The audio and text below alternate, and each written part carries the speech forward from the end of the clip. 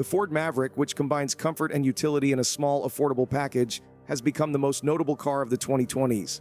Ford has decided to reintroduce the legendary Ford Ranchero in order to broaden its selection of compact pickup trucks in light of this success. As the CEO introduces the newest 2024 Ford Ranchero, which is expected to completely transform the automotive landscape, let's explore what the well-known blue oval brand has in store. A single cab layout. The Maverick's crew cab format was the only available cab layout choice, which was one of its main drawbacks. This left a sizable portion of customers desiring a single cab arrangement in a more compact package. A single cab pickup truck that pays homage to its predecessor, the Ranchero, now makes its appearance. With a similar footprint to their crew cab counterparts, single cab versions have become more popular because of their wider truck bed and more cargo room. Similar to what they achieved with the Maverick, Ford is well positioned to carve out a new niche in the pickup truck industry with the introduction of a compact single cab model. Still, even though the Ranchero and the Maverick have the same basic underpinnings, the former is more portable. A more compact alternate to the Maverick, Ford decided to offer a smaller car with similar utility because it understands the risk of directly attacking the Maverick's success with higher practicality measures. Anticipated to be significantly shorter than the Maverick, the Ranchero's single-cab configuration assures no practicality loss. Ford hopes to keep the Maverick relevant by concentrating only on the single-cab model, giving the Ranchero room to flourish on its own.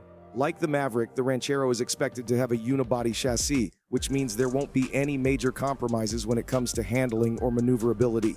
The Ranchero will, for the most part, be a front-wheel drive vehicle with no way to option all-wheel drive out. Rather, it will take on the Maverick lineup's drivetrains, which include a 2.0 EcoBoost turbocharged inline-4 engine and a 2.5 hybrid. The hybrid version is anticipated to have better fuel efficiency than the Maverick because of its lower weight.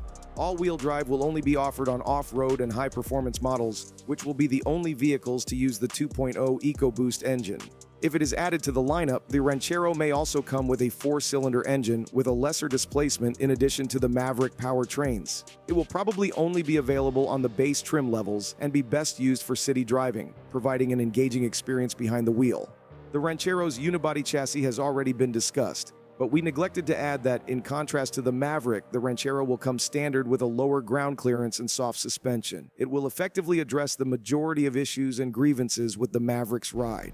To put it simply, the Maverick lacks personality and is incredibly bland. Being a tiny city pickup truck, the Ranchero won't be boring to drive like the Maverick does. The majority of Rancheros are more concerned with being livable and pleasant in towns than they are with being capable off-road. The Ranchero is anticipated to have ground clearance akin to that of standard road cars rather than SUVs. The reduced center of gravity will help it be more stable around curves. It won't require firm suspension to stop bouncing whenever you hit a pothole because it will be lower to the ground. Furthermore, it will be much more comfortable on open roads because to the significantly reduced body roll. Oh, and the previously mentioned Dremmer will work perfectly for you if you're expressly searching for a Ranchero that has been jacked up, since it is anticipated to have a raised ride height and strengthened suspension. It won't be as spacious as the Maverick, and its seats will probably be just as boring, but all in all, it will be a fun car to drive. All of these considerations, though, bring up the most important query that has many people baffled. Why is Ford producing two little pickup trucks? To build two cars in the same class and compete with them seems counterproductive. But in this case, it actually makes a lot of sense to do so. First of all, given the Maverick's immense popularity, it's no secret that obtaining one is not easy. Wait times for the Maverick have been extraordinarily lengthy and continue to be so. Ford has been faced with more than they can handle. Not to mention the Maverick's ongoing problems with quality control. Once you drive it out of the dealership, seats have been known to wrinkle. The vehicle's general quality and finish have been, to put it mildly, disappointing, and the 2.5-liter engine has been beset by reliability problems. Ford will have more time to focus on fixing the previously mentioned problems that have been harming the Maverick's reputation by reducing the production capabilities of a single model. Not to mention that Ford would be able to produce more diverse cars in greater quantities within the same time frame if there was less demand on a single model. Ford will cover the voids left by other producers. Given that the Maverick is now one of the few little pickup vehicles available, other manufacturers might overthrow it with quicker delivery and better quality assurance. Additionally, most Maverick customers won't find it difficult to switch to the Ranchero if it reduces their waiting period because they are technically comparable to one another. Plus, Ranchero will manage to achieve decent, if not spectacular, sales figures because there is a market for a more compact, two-seater pickup truck.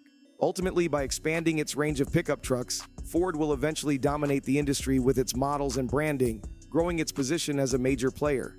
As a result, their already very desirable models would become even more desirable, increasing their resale value. Therefore, even though the Ranchero's debut timing and pricing seem a little odd, they are well planned and should further solidify Ford's position as the greatest pickup truck manufacturer. With the continued growth of the compact pickup truck industry, Ford will need to move quickly if they want to sell a lot of Ranchero models. The majority of other automakers have already put a lot of effort into their little pickup trucks. The most well-known of them is Toyota, whose Toyota Stout has virtually been verified. Some sources claim that the Stout will be available as a crew cab as well as a single cab. In addition, the Stout may cost less than the Maverick.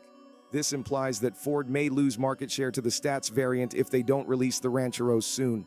For this reason, we think the Ford Ranchero will be unveiled to the public in 2024 and go on sale in late 2024 or early 2025.